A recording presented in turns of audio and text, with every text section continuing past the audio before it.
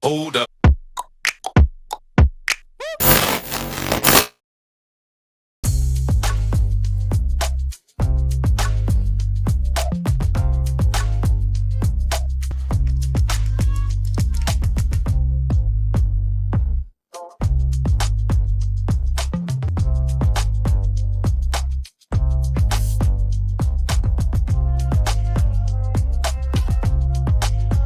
Nous pas jamais molli bouillé, nous pas jamais faibli bouillé, parce que nous même à Djaja nous caprin, yes, parce que nous même à Djaja nous caprin, yes.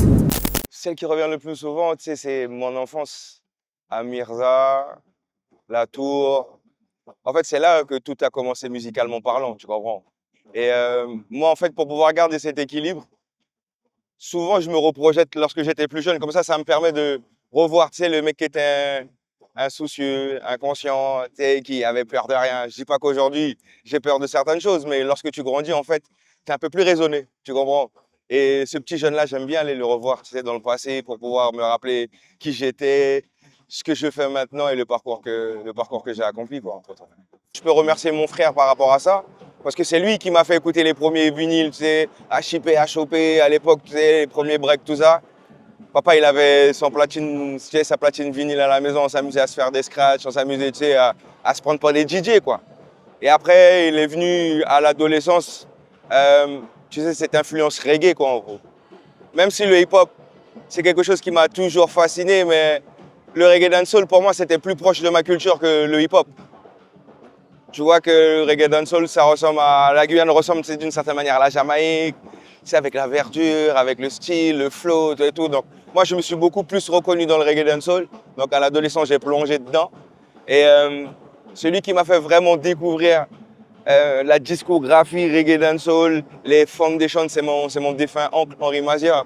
Je passais des après-midi, des journées, des soirées à écouter tous les CD qu'il avait dans sa chambre, quoi. Il avait toute la collection des Bakshish, il avait toute la collection, tu vois, de toutes ces compiles reggae dancehall là. Et c'est là que j'ai commencé réellement à faire mes premières armes. Et après, comme tu as dit tout à l'heure là, il y a eu le quartier, quoi. Et le quartier, C'est important. ben en fait, c'est vraiment là que j'ai peaufiné le style, quoi, en fait. Tu vois ce que je veux dire?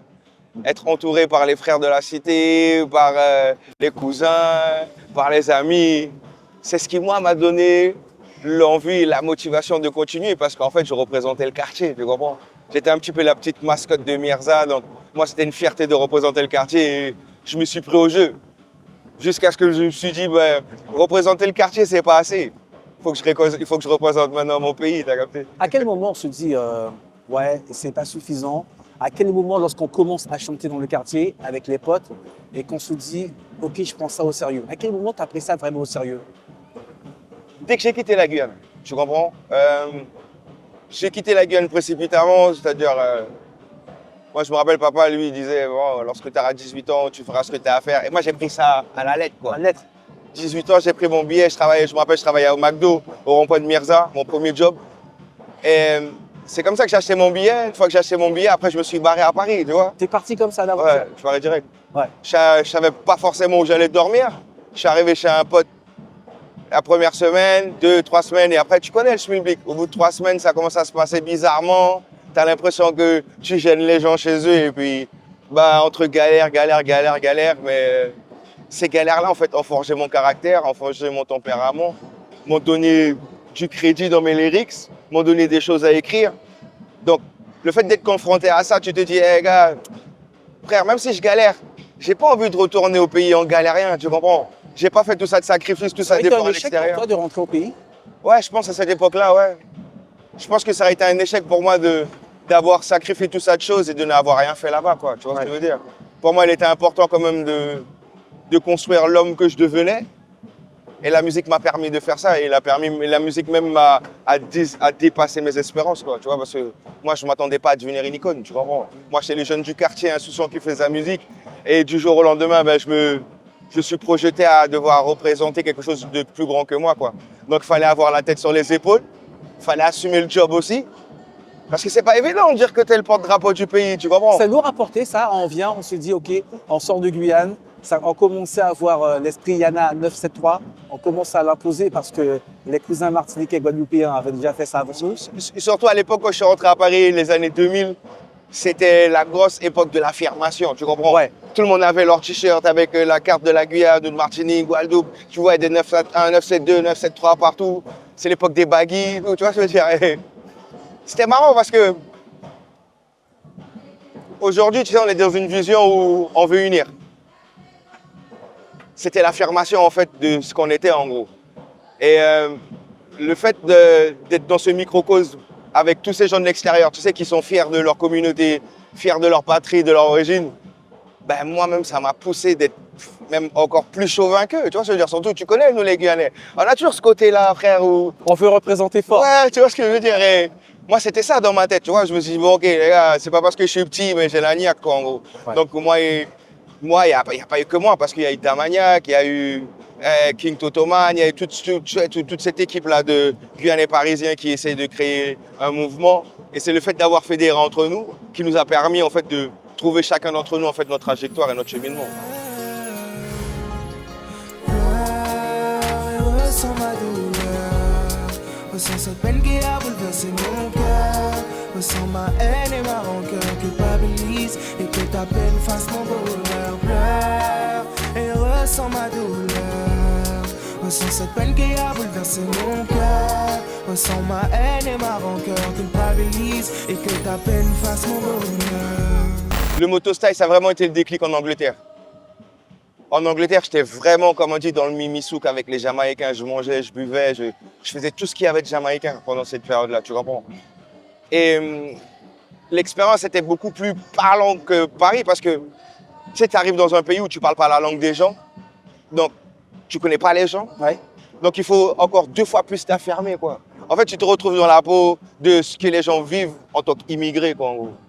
Tu comprends? Tu te dis, mais gars, mais je suis pas couillon, moi, tu vois. J'ai mon mindset, j'ai ma tête, mais la barrière de la langue, en fait, a ramené un peu ce clivage. Mais moi, en fait, je ne me suis pas laissé, comment te dire, happer par ces difficultés-là. Au contraire, tu vois, je te dis encore as Guyanais. Je dis as Guyanais, les gars, c'est pas parce que je suis avec vous, les Jamaïcains, là, que même si je suis dans votre microcosme, que je vais devenir Jamaïcain. Ouais, Et cette cuisson, ils ont une forte identité et on peut pas reprocher à quelqu'un de se laisser aspirer par ça. après, tu sais, eux, c'est un pays qui est indépendant. Donc, tu sais, nous, en fait, il y a le juge de la colonisation. Nous, on est un département français. Ouais. C'est-à-dire, nous, on veut représenter quand même notre patrie. Mais une fois que tu arrives là-bas, tu dis, ah, mais elle est Frenchie. Odeur de Frenchie, je leur dis, gars, moi, je suis Guyanais, mon rêve. Tu vois ce que je veux dire? Donc, je me suis donné ce devoir-là, en fait, de mettre ma guyanité, en fait, ne serait-ce que dans ma musique, mais dans le style qui allait avec aussi, en gros. C'est pas parce que je faisais du reggae dancehall que ma musique, il fallait qu'elle sonne 100% jamaïcain, en fait. Donc, c'est-à-dire, j'ai pris les codes du reggae, j'ai pris les codes des Jamaïcains et j'en ai fait, comme tu dis, ma musique et j'ai mis en avant le motostyle, quoi, en chantant avec du vrai créole.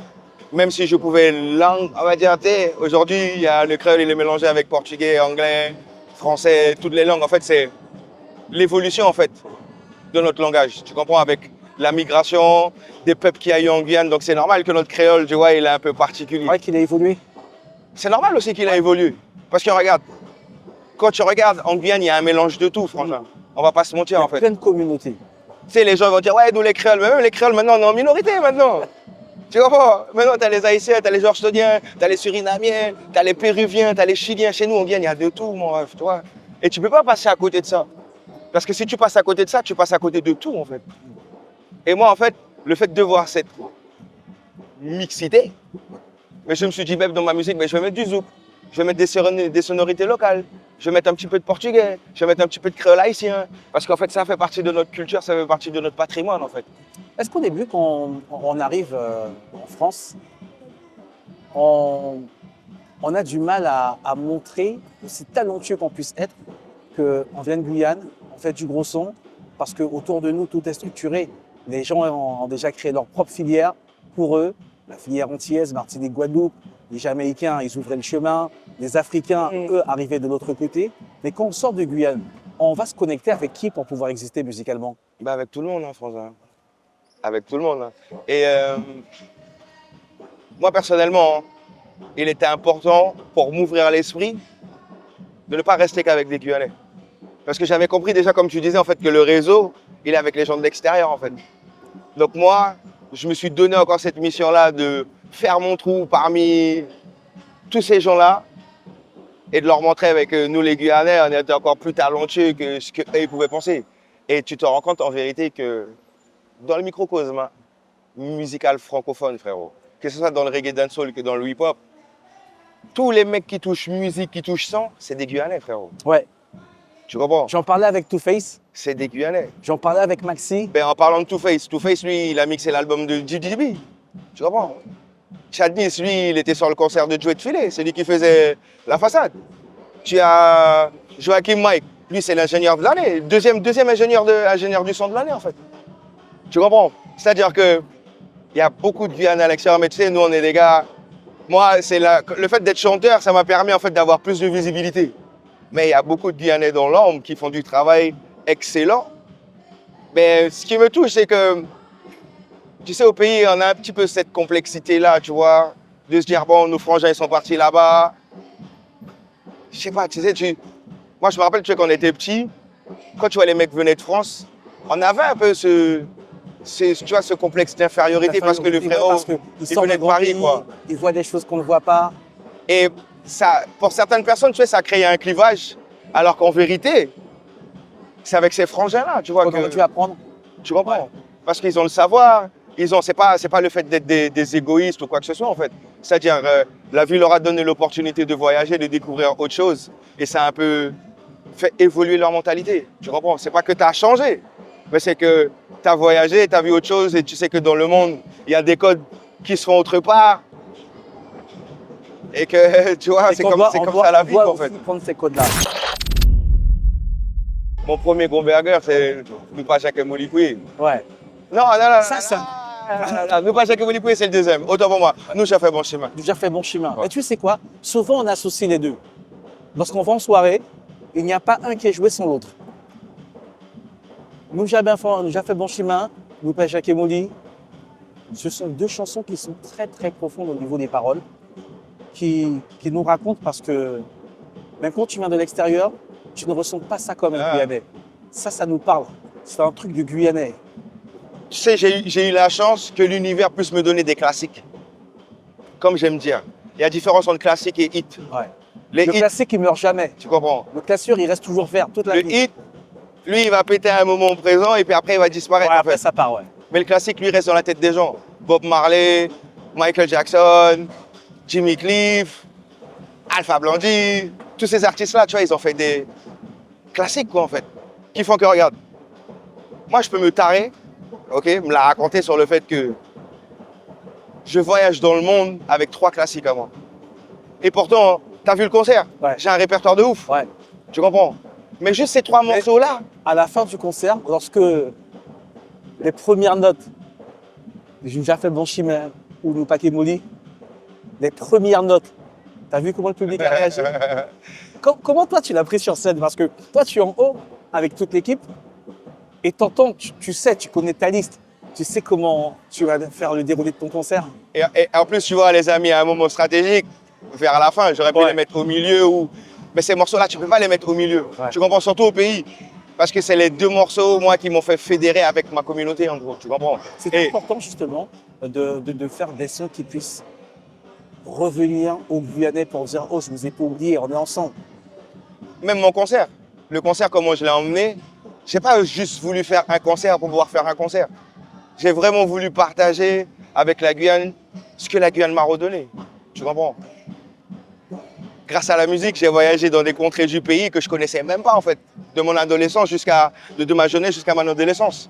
C'est en revenant à chaque fois au pays, grâce à la musique. Tu sais, je suis allé à Camopi, je suis allé à Maripasoula, je suis allé à Papaïstan, je suis allé à Saint-Georges, je suis allé dans là des endroits au pays que la musique m'a permis d'y aller en fait. Donc je suis reconnaissant de ça parce que partout où je vais, même si les gens ne reconnaissent pas le visage, mais dès qu'on met nous pas chez Mouli Pouye, nous a fait bon chemin, ben, tout le monde connaît Profond en fait. Comment tu perçois ça quand tu es dans une soirée, que tu vois des jeunes qui n'étaient même pas nés au moment où tu as sorti ces sons et qui sont en train de chanter dessus, sont en train de vibrer dessus. Comment tu vis ça? Ça fait un coup de vieux ou pas? Quand ils chantent, c'est quelque chose, hein, mais ce qui me touche beaucoup, c'est le respect qu'ils me portent en fait. Tu comprends? C'est-à-dire que la nouvelle génération, même si on ne fait pas la même chose, il n'y en a aucun à l'heure d'aujourd'hui là qui ne m'a manqué de respect en fait. Et ça en fait je les remercie pour ça parce que même s'ils font leur truc aujourd'hui, et des fois tu sais les gens qui ne sont plus dans le mouvement, qui sont un peu les aigris de la vie, qui ne comprennent pas le message des jeunes, ont tendance à dire ouais ils font mal les choses. C'est pas qu'ils font mal les choses, ils ont leur code, c'est leur truc à eux en fait, c'est leur réalité. Et de voir en fait que c'est eux maintenant qui sont en avant et donner le crédit aux grands frères, ouais pour moi c'est une fierté, c'est un honneur quoi, parce que je me dis que le travail tu sais, qu'on a mis en avant, les petits frères ils l'ont compris parce que sans le travail qu'on avait mis, ils n'auraient pas été là en fait. Tu comprends? Il y a une lignée derrière d'artistes qui aujourd'hui sont devenus de grands artistes. Si nous on n'avait pas défoncé les portes là en fait, je dis pas que ça aurait été compliqué, mais le fait d'avoir porté les coronesses là sur la table là, ça a permis de décomplexer plein de mentalités, d'éveiller tu sais, de nouvelles passions en fait. Regarde, aujourd'hui il y a Profa. Non, avant il y avait Profa, mais aujourd'hui t'as Gianna, t'as Pompis, t'as Bambi, t'as Sanson, t'as Anpi. Je vais pas citer tout le nom des Français, mais il y a plein les équipes frérot aujourd'hui, tu vois. Donc ça c'est une fierté parce qu'on sait que ça là c'est notre travail en fait. Tous les jours à Rome, tous les jours à Briga, tous les jours à faire mon pété manger en tout pas. Tous les jours you better run, tous les jours à Briga, tous les jours à run dating pour pas coucher, non nous pas calas non. Non nous fait que las non.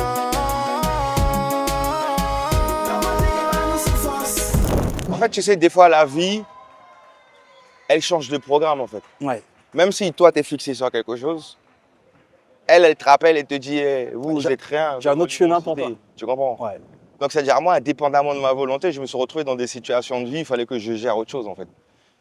C'est pas que j'ai fui mes responsabilités, au contraire. J'étais sur mes premières responsabilités et mon devoir en fait, ma famille. Donc c'est-à-dire lorsque tu as des gens autour de toi qui sont le socle en fait de ce que tu es et qui eux ont besoin de leur aide, bah, tu vas dans ton premier devoir quoi, tu vois ce que je veux dire? Ton C'est père, important ta pour mère. toi justement d'être là pour la famille, de pouvoir rester présent pour eux et d'être le socle qui ne bouge pas. C'était important pour moi, mais j'avais pas non plus le choix en fait. Tu comprends? Je sais pas après les autres comment ils font, mais moi la vie elle m'a montré que j'avais pas trop le choix. Et étant quelqu'un de spirituel, un des premiers commandements, tu n'auras aucun Dieu à part moi, mais tu en auras ton père et ta mère. Et moi c'est ce que j'ai fait.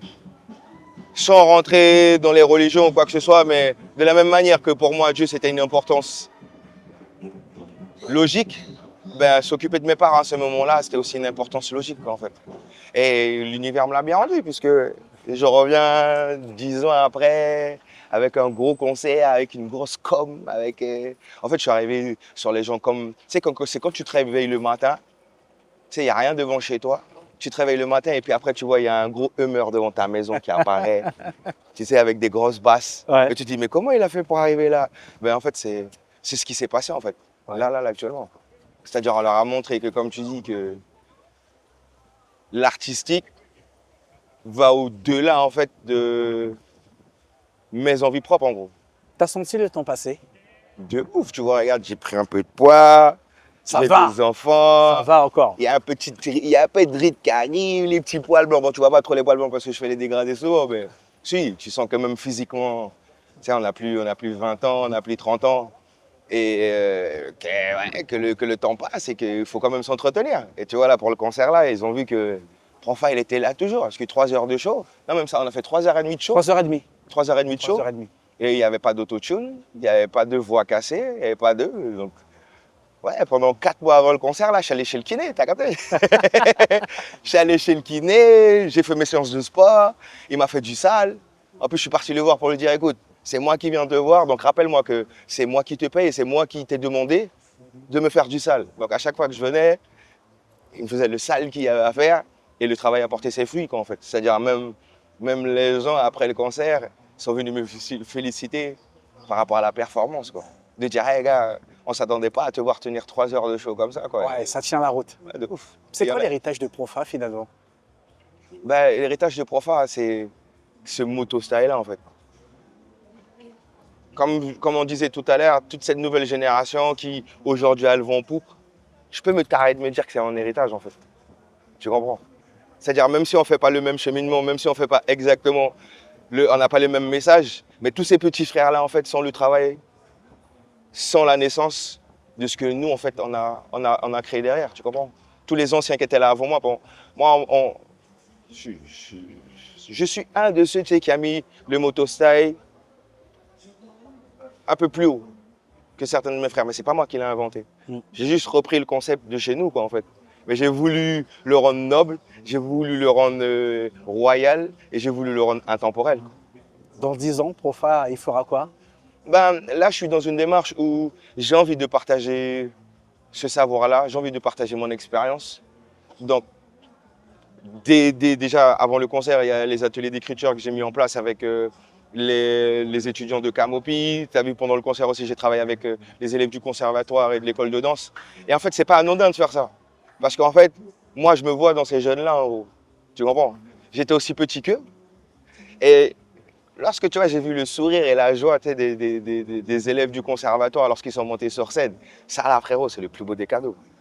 Les gars, les petits, ils étaient émerveillés, contents de se dire, ah ouais, on m'a donné la chance. Moi, tu vois, les petits jeunes que personne ne voit, tu sais, sur une grosse scène. Et les petits, ils étaient contents. Et moi, c'était une fierté de partager ça avec eux parce que moi, je me voyais en eux. Tu comprends? Et ça, je sais que ça éveille des consciences. Je te donne une anecdote. Je suis parti faire des ateliers d'écriture, ça remonte déjà à 10 ans en prison. À la prison de Rémy-Armand-Joly. D'accord? 2 frangins. J'en ai rencontré un à Paris. Mais quand je te dis que le Lascar, quasiment, il m'a dit, prof, quand t'es passé, t'as quasiment changé mon mindset, changé même ma vision et ma vie pour plus tard. J'en ai rencontré un encore au mois de juin quand je suis venu. Moi, je n'avais pas reconnu les visages, tu comprends, mais ça les avait tellement marqués que les frérots, là, je te jure, ce love-là, pourtant on dit, ouais, c'est des gens qui sont pas, mais en fait, lorsque tu prends le temps de t'asseoir avec les gens, de les écouter, parce que c'est ça le plus important, en fait, c'est les écouter. Et on ne prend pas le temps de faire ça. On prend le temps de parler, on prend le temps de déposer nos trucs, mais pas de les écouter. Parce que lorsque tu les écoutes, tu comprends leurs problématiques et tu comprends leur angoisse. Et là, ça te permet maintenant, en fait, de prendre de la hauteur, toi, et d'être beaucoup plus humble face aux gens que tu as en face de toi, de ne plus juger qui que ce soit, en fait. Parce que des fois, des gens que tu penses que ne sont pas dans la même lignée que toi, c'est des gens peut-être qui demain pourront sauver ta vie. Tu comprends? Des gens que tu as négligés, que tu as dénigrés, peut-être c'est ces personnes-là qui demain, en fait, lorsque tu auras besoin de boire un verre que personne d'autre, même tes meilleurs amis, en fait, on va te donner, c'est ces gens-là, en fait, qui vont te sortir de la merde. Et ça, c'est important, en fait, de faire très attention à ça, parce que du plus petit comme au plus grand, il faut donner le love à tout le monde.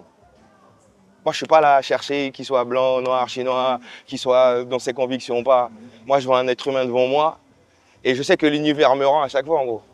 Parce que j'ai fait le tour du monde grâce à ma musique, grâce à mon amour pour les autres, grâce à cette envie de vouloir aussi mettre mon pays, comme dirait notre représentant de la collectivité territoriale, au niveau de l'excellence. La Guyane au carrefour de l'excellence, en fait. Et c'est exactement ça. Même si nous gagnons pour mourir, si y a pour manger, nous-mêmes nous j'arrêtis pour nous kingato. Si mais manger pour nous à toute nous la vie.